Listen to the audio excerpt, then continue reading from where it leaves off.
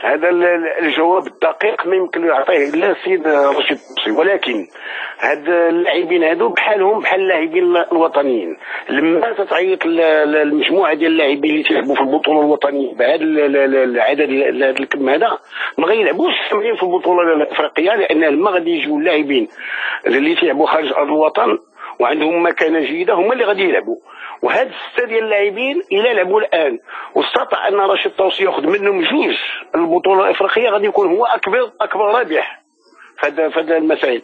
كل ما هنالك هو ان هاد اللاعبين هادو اللي تميزوا اخيرا في البطولات نتاعهم والعين ديال الناخب الوطني وديال لو ستاف اللي معاه كامل هي عليهم من واحد الوقيته وشافتهم وتبعتهم، خاصهم تاكيد في المقابله ديال طوغو يشوفوهم واحد شويه باش يزيدوا ياكدوا وربما ياخذوا منهم واحد او جوج.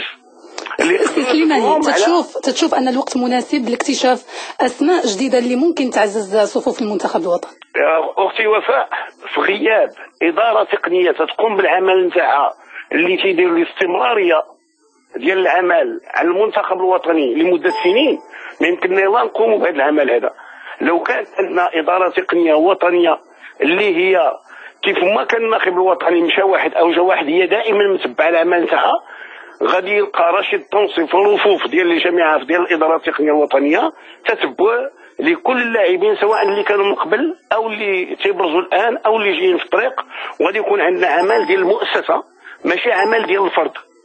في غياب هذا ملي تيغيب علينا اونري ميشيل تيجينا مدرب كويلو تيدير عمل واحد اخر، ملي تيمشي تيجي كارث تيدير عمل واحد اخر، يجي رشيد الطوسي غادي يدير العمل نتاعو، وملي يمشي رشيد الطوسي غادي يجي واحد اخر يدير العمل نتاعو، غنبقاو تنعملوا بهذا الشكل هذا اللي هو تتشوف فيه دابا حاليا.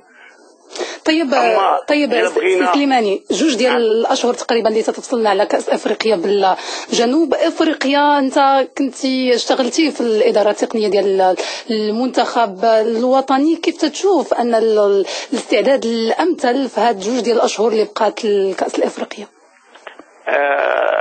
لما تم اختيار المدرب الوطني السيد رشيد الطوسي على رأس المنتخب الوطني، احنا كلنا كأطر وطنية مغربية درنا كامل الثقة في رشيد الطوسي وقلنا بأن تندعموه حنا وراءه. لهذا أنا تنشوف بأن الطريقة المثلى هي اللي غادي يعزلها رشيد الطوسي الآن في العمل نتاعو حتى الكاس افريقيا، وتبقى دائما الثقة نتاعي فيه تامة. عبد الرحمن سليماني، الإطار الوطني، شكرا لك.